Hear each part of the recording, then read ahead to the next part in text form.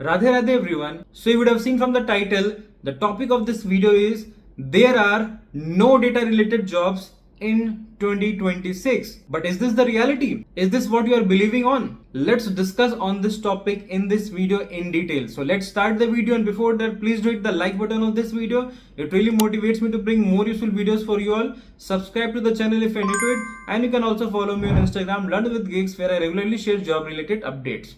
Alright, so you would have seen a lot of comments, a lot of buzz around the social media platforms that there is huge competition in the data field and people are getting no jobs, there is no interview call, and ultimately people are wasting their time, energy and money. So what is the truth behind it? So first of all, understand about the competition.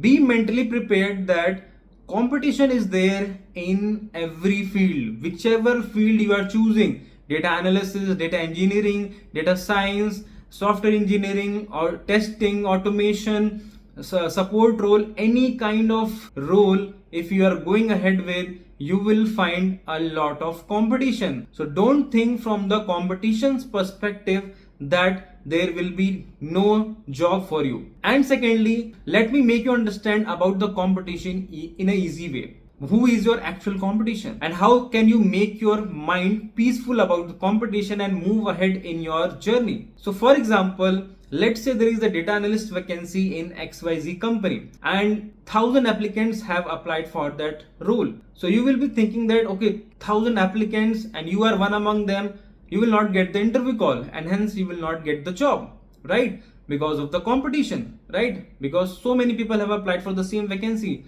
How can I get that interview call? But the reality is what, out of those 1,000 applicants, 80 to 90% of applicants are non-serious applicants. Non-serious applicants means they have done less hard work. They know less strategies. They have weak resume. So your competition is with that 10 to 15% of applicants.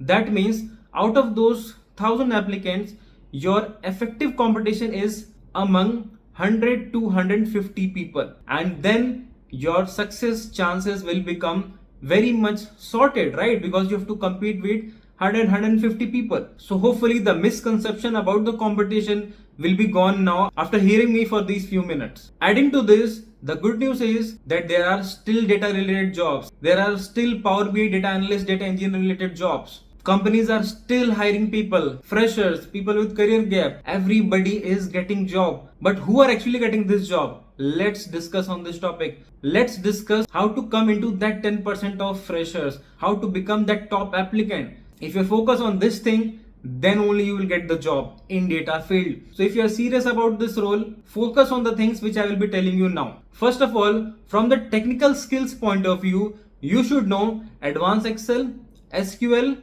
Power BI, Python, as well as just on the basis of the demand in the market, you should also include one cloud data engineering skill. And at the same time, you should have authentic certificates on your resume, which is basically, for example, PL300 Microsoft certification for Power BI. For example, Hacker Rank or Lead Code certificates for showing your SQL skill. Similarly for Python or Excel. So you should have authentic certificates on your resume, at the same time in-demand skills. Secondly, you should have strong online presence on LinkedIn. To make your online credibility, you have to post on LinkedIn. You have to share your experiences, share your learning, share your certificates, share your projects.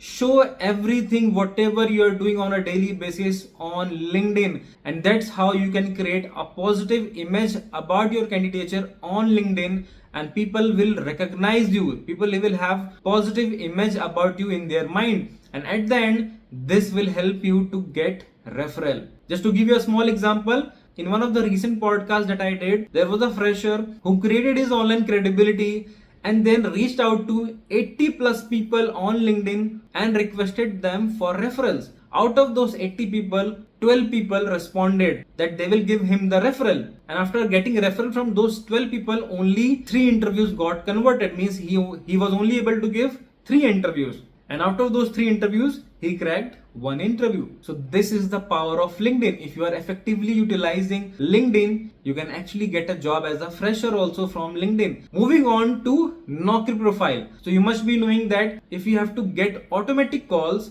Naukri platform, Naukri.com platform is the best platform. From there, you will get the automatic calls. For that, you have to optimize your Naukri profile, right? Optimizing means you have to make use of relevant keywords more and more on your profile there in different sections. You have to keep updating your profile every day, once in a day, every day. You have to keep re-uploading your resume every day once, as well as you have to fill all the sections of the profile very accurately. So if you are optimizing your profile, at the same time, if you are uploading your optimized resume, so this will be a double win for you, because you have optimized your Naukri profile, you have optimized your resume also, which you have uploaded there, and at the end this will help you to rank your profile whenever any recruiter is searching for a candidate related to your profile. So your goal is to rank your profile as much as possible, be among the top 5 and top 10 applicants, and hence the probability of getting shortlisting will be more. You will get more recruiters call. So you have to make use of Naukri platform very strategically. Moving on to the next factor, you have to not only apply for data analyst vacancies. If you are from data analytics domain and targeting data analyst roles,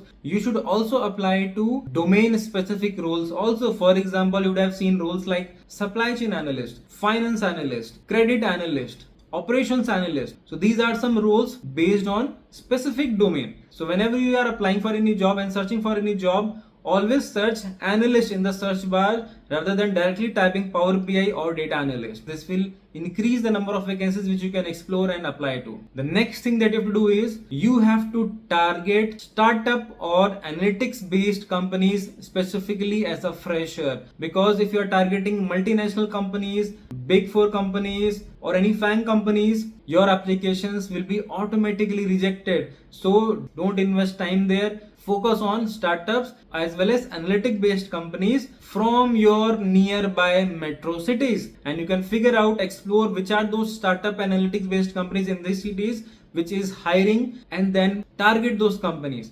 Connect with people on LinkedIn working on those companies. Reach out to them for referrals. Hope you are understanding my point, what I am trying to say. Please let me know in the comment box what is happening in your job search journey. How is the market for you? How many calls you are getting? Please do let me know in the comment box. It will definitely help a lot of people if you have good news about it. Also, I'm sharing you a resume template which I have created by myself, which is an ATS friendly resume. You can see on the screen right now. Take reference from this, modify it as per your experience and background, and use this template in your job search journey. This will actually help you to get more interview calls. So if I have to summarize, so you have to work on your technical skill set, you need to work on your certification part, you need to work on your LinkedIn, you need to work on your resume, you need to work on your Naukri profile, you need to target startups and analytics based companies, as well as you need to target all the kind of analyst or domain specific roles as well. So if you are doing all these things simultaneously, then only you can come into that top 100 people. Jobs are still there. You just need to shape your hard work and strategies in the right direction. And whatever I have discussed, if you'll follow this, definitely in the coming time, you will give yourself the best probability of getting a job in 2026, and you can thank me later. So please do share this video among your network. This will be really helpful for a lot of people, and stay tuned for the upcoming videos. Thank you.